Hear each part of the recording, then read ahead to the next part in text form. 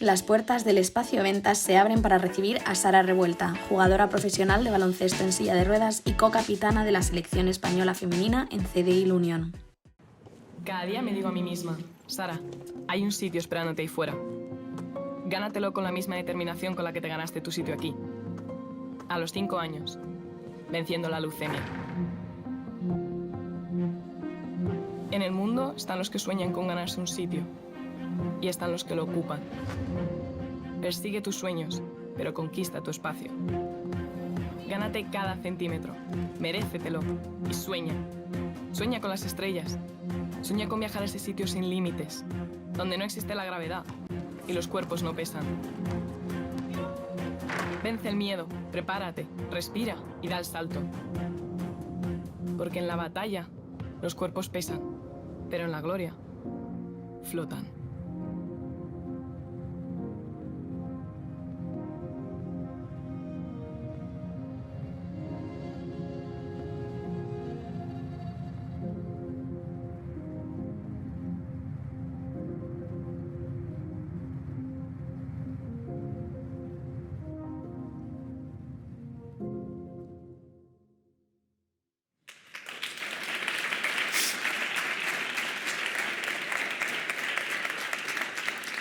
Bueno, muchas gracias a todos. Como me han presentado, soy Sara Revuelta García. Soy jugadora profesional de baloncesto en silla de ruedas tanto en el Club Deportivo La Unión como co-capitana de la selección española femenina y además soy estudiante del máster en Meteorología y Geofísica de la Universidad Complutense de Madrid. Yo vengo a hablaros un poquito sobre deporte, salud y discapacidad. Bueno, gracias. Bueno, mi vida empezó realmente como la de cualquier persona, ¿no? Como la de cualquier niño, hasta que a los 2 años y medio a mis padres le dieron la noticia de que me habían diagnosticado leucemia linfoblástica aguda, es decir, un cáncer de sangre. Ahí empezó todo un tratamiento de rehabilitación contra el cáncer a través de una quimioterapia. ¿Cuál fue el problema? Que esta quimioterapia curó el cáncer, esa fue la parte preciosa y bonita, pero provocó algo raro en mi cuerpo y esto los médicos no sabían lo que eran, los médicos no sabían qué estaba pasando en mi cuerpo hasta que finalmente se supo que lo que había generado era una lesión medular. Aquí empezó todo un proceso de rehabilitación, médicos rehabilitadores, fisioterapeutas, terapeutas ocupacionales, neurólogos, un largo etcétera. Sin embargo, el mejor rehabilitador fue el deporte. Y es que siempre empecé con natación, es por excelencia el mayor deporte cuando se tiene una lesión medular. Pero espero que no haya mucha gente aquí que le guste la natación. A mí me aburre muchísimo la natación. A mí ponerme ahí a nadar parece muy aburrido. Y entonces empecé a probar otros deportes. Hablé con mis padres siempre me han apoyado en esto y decidí probar diferentes deportes. Entre ellos estaba el bádminton, la equitación, el esquí y el tenis de mesa. De hecho, era el deporte que yo quería hacer. Yo quería ser jugadora de tenis de mesa. Pero el destino no lo quiso así. El equipo estaba muy, muy, muy lejos de mi casa y mis padres no podían llevarme. Así que esto me llevó a probar el básquet en silla. Esto fue en otoño del 2011. Luego, más tarde, en primavera del 2013, fiché en mi primer equipo, que era un equipo que había en Alcorcón, ya en Liga Nacional, absoluta y mixta. Quiero recalcarlo de mixta. Y ese mismo verano, la selección femenina de baloncesto en silla me convoca para jugar mi primer campeonato de Europa.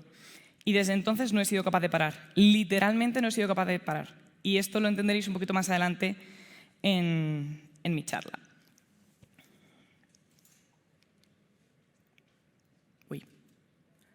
Ay, gracias. Bueno, siempre decimos, ¿no?, que la salud es muy importante, que el deporte es muy importante, que para poder hacer deporte tenemos que estar en buena forma física, pero no solamente consiste en esto, no se trata solamente de esto. Es decir, no todo consiste, en mi caso, por ejemplo, en básquet en silla, en ir al gimnasio y en hacer mis entrenamientos en pista con mi equipo, con un balón y una canasta, sino que hay muchos más factores que involucran esa salud dentro del deporte. Entre ellos, el primero que quiero destacar es la fisioterapia. Esto es súper importante para un deportista de alto nivel. ¿Por qué? Ya no solamente para recuperar una lesión, que eso siempre cura a cualquier persona, sino que la fisioterapia aquí lo que coge es un papel más de prevención, de riesgos o de poder tener una lesión en un futuro. Lo cual necesitamos siempre que nuestro cuerpo esté al 100% para poder competir y para poder descansar también. ¿Cuál es el siguiente? El siguiente es la psicología. Creo que no todo el mundo le da la importancia a la psicología que se merece. Es verdad que poco a poco lo vamos viendo, ¿no? Como todos los deportistas trabajan con un coach o trabajan con un psicólogo deportivo. al final esto es muy simple. Puedes estar en el mejor momento deportivo de tu vida, entrenar como no has entrenado nunca, que si tu cabecita no está, tu cuerpo tampoco. Y esto lo hemos visto últimamente y lo pudimos ver, por ejemplo, ya últimamente se va haciendo más eco de esto en los medios, y lo pudimos ver con el caso de Simone Biles, ¿no? Como ella tuvo que retirarse en los Juegos Olímpicos de Tokio por ese problema. Estaba en su mejor forma física, en su mejor momento deportivo, pero su cabecita le dijo que no y tuvo que echarse para atrás. Otro factor muy importante es la nutrición. Y voy a admitir que yo no le daba a la nutrición la importancia que se merecía. No es que no le diese importancia, sino que no le daba toda la que tenía que darle. Y es que realmente hasta que no lo pruebas, no sabes la importancia de esto a la hora de competir y de rendir. Y cuando hablo de nutrición en un deportista de alto nivel, no hablo únicamente de comer mucha fruta, de comer mucha verdura, no. Un deportista de alto nivel o cualquier deportista necesita mucho hidrato de carbono y mucha proteína para que su músculo pueda crecer y pueda recuperarse. Y una de las cosas que mucha gente no sabe es que dentro de la nutrición está la hidratación, que es todavía mucho más importante. Cuando una persona hace deporte, no solamente está perdiendo nutrientes, está quemando kilocalorías, sino que está perdiendo sales minerales. Y estas sales, tu cuerpo no las recupera, digamos, de manera natural. O sea, no las genera tu cuerpo ni tampoco se recuperan del agua. Necesitas otros productos que te den esa suplementación. Pero, por supuesto, todo tiene que ser profesional y tiene que estar guiado por un nutricionista que sepa qué es lo que tú necesitas o qué es lo que tu cuerpo está necesitando en ese momento. Y, por último, pero para nada mucho menos importante, es el descanso. Y como deportista que llevo siendo muchos años, lo que he visto es que nosotros, los deportistas y los entrenadores, no le damos la importancia que merece al descanso. Al final nuestro cuerpo lo necesita, si no el músculo no se puede reparar, si no el músculo no puede reconstruirse, no podemos seguir compitiendo. Y como deportista y estudiante que soy, os puedo asegurar que mi rendimiento aumenta en un 50% cuando yo estoy fuera de estudios, cuando yo no tengo clases de la universidad, cuando no tengo que ir a estudiar, cuando no tengo exámenes. Sin embargo, disminuye mucho cuando sí que tengo que ir a clase, estudiar, además hacer exámenes, preparar trabajos en grupo, etc. Es uno de los factores importantes. Y dentro del descanso, quiero mencionar también el ocio, el tiempo libre, la diversión, porque se nos olvida muchas veces que los deportistas de alto nivel seguimos siendo humanos. Entonces necesitamos también esa diversión, necesitamos poder salir con nuestros amigos, poder estar con nuestra familia, poder hacer lo que nos gusta en nuestro tiempo libre. Ahora viene aquí un poco la contradicción o la ironía un poco de mi charla. Y es que todos decimos, vale, el deporte de alto nivel implica salud, la salud implica que puedes hacer deporte de alto nivel, pero ¿hasta qué punto esto siempre es así? Porque hay veces que no sucede. ¿Por qué? Una persona que hace deporte por ocio, generalmente, si tiene un dolor, si tiene una lesión, para. En nuestro caso no es así, yo no puedo parar. Yo tengo que seguir compitiendo, tengo que seguir entrenando. Os puedo poner, por ejemplo, que he llegado a jugar una final de una Champions Cup con unas anginas más grandes que mi cabeza, mira que es complicado, y también con 39,5 de fiebre. Me he luxado el hombro en un partido y he tenido que jugar 32 horas después otro partido. Drogada hasta arriba, como podéis comprender, claro. E incluso me he reincorporado antes después de haberme roto un dedo. Entonces, esto los deportistas de alto nivel también hay que tenerlo en cuenta, porque generalmente estamos dañando nuestro cuerpo. ¿Dónde está el factor clave en nuestro caso o en mi caso? Ahí. Es que aquí tenemos que meter una cosa más, un hándicap más, y es la discapacidad.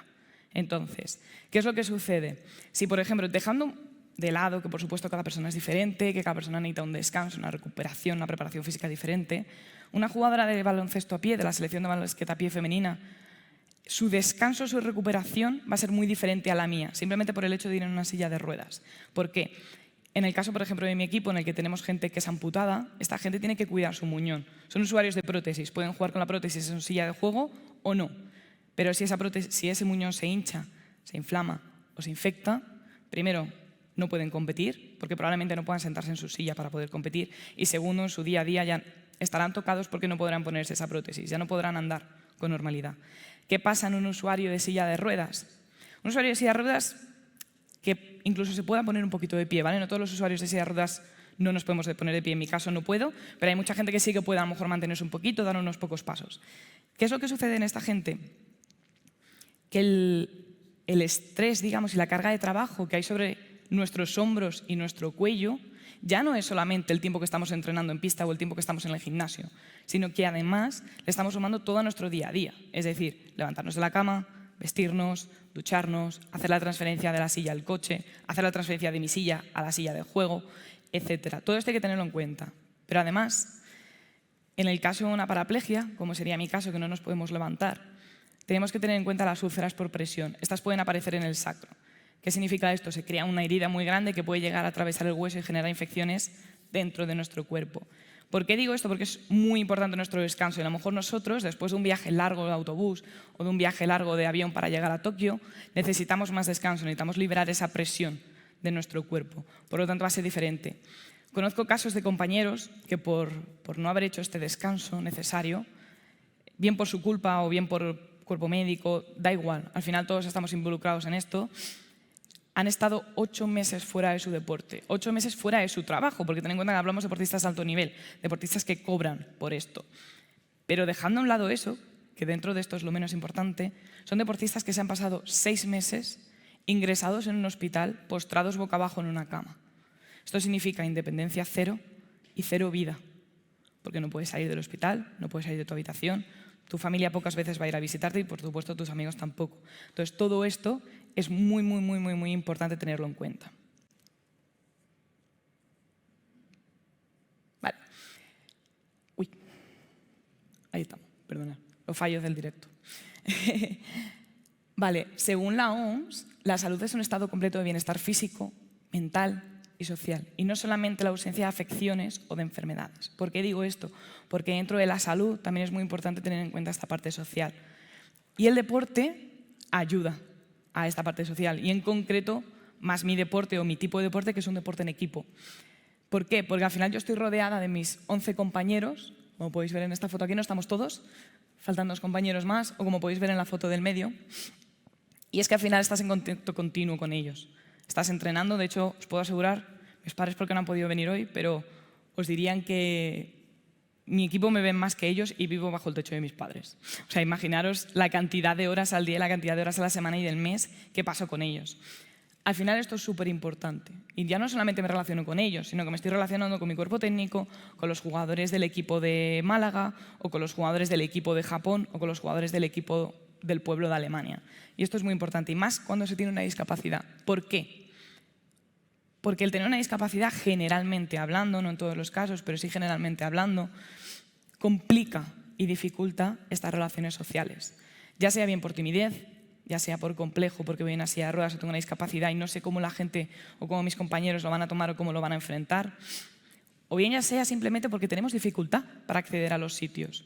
Tanto para ir al cine, fijaos cuántas escaleras hay en el cine, como para ir al teatro o para poder ir a la bolera, o ya no me voy a eso. Me voy simplemente a un centro universitario o a un centro educativo. No podemos acceder a todos esos sitios. Y hay mucha gente con discapacidad que no puede acceder a la educación o al deporte porque no tienen esos métodos adaptados. Por eso creo que es muy importante. Vale, quiero volver a esta primera diapositiva porque para poder poner todo esto en contexto de este equilibrio, ¿no?, entre el deporte, la salud y la discapacidad, llevamos a cabo el Campus Sara Revuelta, que ha tenido este año su segunda edición, su primera edición fue el año pasado, y este es un campus de baloncesto femenino, donde buscamos esta integración en la sociedad a través del deporte, que toda chica pueda hacer deporte y que tenga un espacio para ella, además promover esa salud a través del deporte para que estén en movimiento, sobre todo si tenemos una discapacidad, al final nuestro cuerpo se mueve mucho menos y necesitamos mantenerlo activo. Y sobre todo a través de la discapacidad, por ello hacemos 3 grupos diferentes, baloncesto a pie, baloncesto en silla y baloncesto para chicas con discapacidad intelectual, de modo que favorecemos todas esas relaciones sociales entre ellas, tengan o no discapacidad, que eso es totalmente lo de menos. Todas pueden probar el baloncesto en silla, todas pueden probar el baloncesto a pie, excepto las que van en silla, por supuesto, de manera que al final entre ellas van a entender y van a favorecer esa empatía. Y también buscamos normalizar esa discapacidad a través del deporte. Creo que es una iniciativa que comenzamos el año pasado, este pasado primavera pudimos hacer la segunda edición, y nos lo ha demostrado, ¿no? Al final las chicas tienen mucho más interés, se conocen, incluso muchos padres nos lo dicen, muchas gracias porque mi hija sale de casa. Y eso demuestra que con una discapacidad, si ya siendo mujer cuesta más hacer deporte, hay menos medios, hay menos equipos, con una discapacidad ya ni os cuento. Entonces, no salen de casa y que un padre o una madre te venga y te diga muchas gracias porque mi hija ha salido de casa, está haciendo deporte, está más sana, está en mejor actividad física, o incluso, yo os voy a poner mi caso, cuando yo empecé a practicar baloncesto en silla, yo no era independiente, para nada, para nada. Y sin embargo, cuando empecé el básquet en silla, aprendí a ser independiente. ¿Por qué? Porque quería salir. Quería poder sentarme yo en mi silla de juego y atarme en mi silla de juego. Quería poder viajar con mi equipo a Vigo, quería poder viajar con mi equipo a Japón, como ha pasado este verano y el verano pasado. Y para eso necesitas ser independiente y también coges fuerza, cosa que nosotros en una silla de ruedas necesitamos. Por eso esa relación, ¿no? Y para finalizar,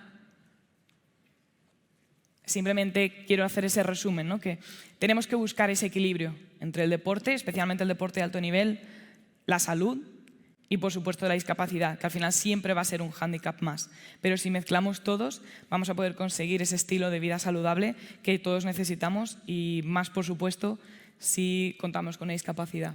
Y eso sería todo. Muchas gracias. Questions and Answers con Javier Piedrahita, CEO and founder de marketingdirecto.com.